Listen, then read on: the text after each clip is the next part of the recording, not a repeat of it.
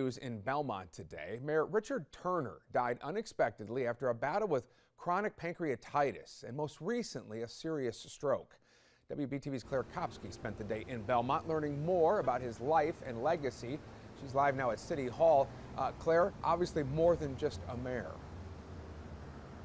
Jamie, that's right. He was an active participant in this community for more than a decade. He was a husband, a father, and a friend to many. Somebody's telling me today that he was described as a gentle giant. I sat down with someone who's known Richard for about 20 years. He says that Richard Turner is a leader that all should strive to be like.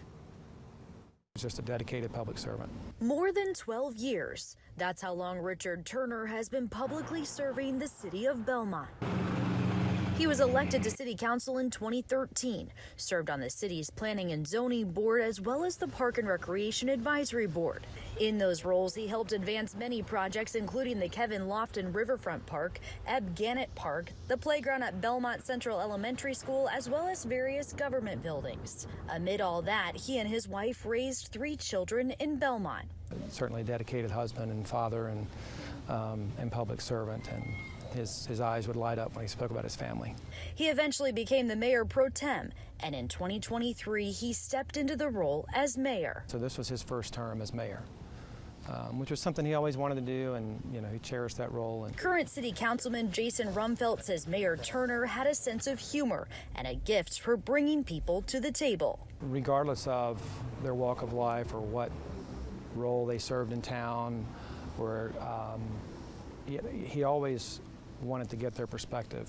And I recall some of them saying, well, what do I know? Why are you interested in what I think? Well, he really was. He says the mayor's love for Belmont was undeniable.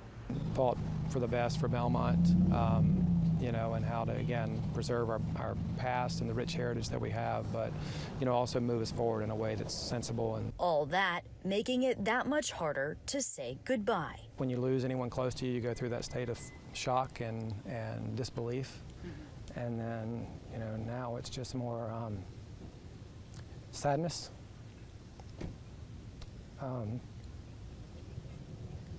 He was a friend of many, and he treated everybody the same. That's what everybody will tell you that knows him. We've lost a great one.